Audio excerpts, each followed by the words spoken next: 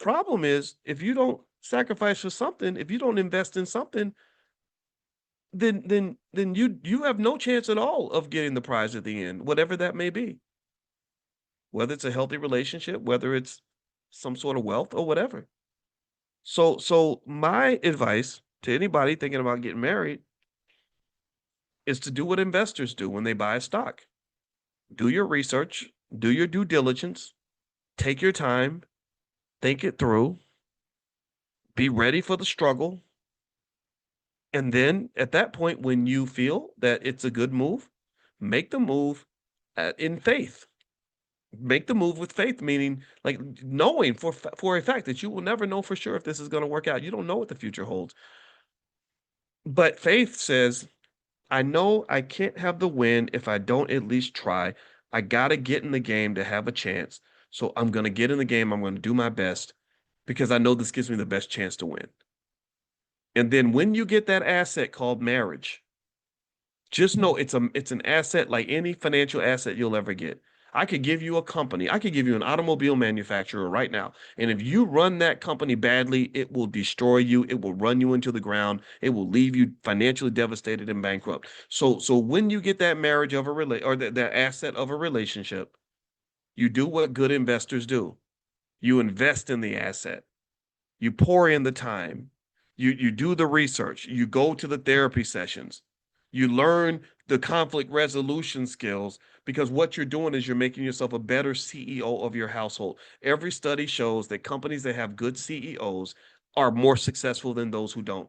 So a lot of marriages fail because the managers of that asset, the CEOs of that company, did not take the time to be good at their job.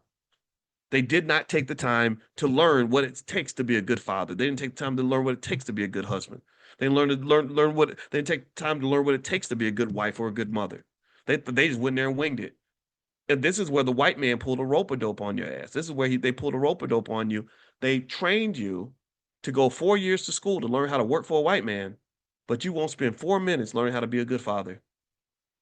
You will spend, some people spend 8 years in school learning how to get a job, but won't spend 8 minutes learning how to get along with a man and be a good wife, how to be a man, how to be a woman that men desire, how to be a woman that's gonna give him peace and love and support. They no training whatsoever. You just think you're gonna wing it. And the crazy part is that in some cases people are winging it and they haven't even seen an example of how to do it.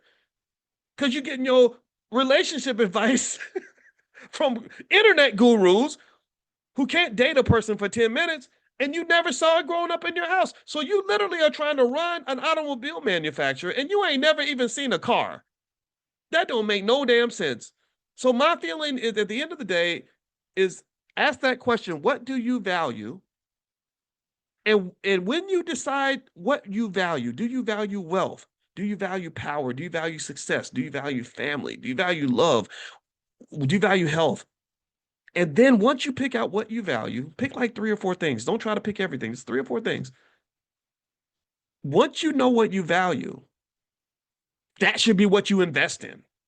That's where you allocate your time. That's where you allocate your money. That's where you allocate your training. That's where you allocate your struggle. That's when you build the tolerance for all the ups and downs that come with building value in that space. So once you figure out what you value, that determines what you invest in. It also should determine that which you study. I study my wife because I want to figure out how to make this thing work. I study marriage because I want to know the secrets of being a good husband. I study family so I know what it means to be a good head of a household. These are things I study the same way I study for my PhD. So study the things that you want to be good at.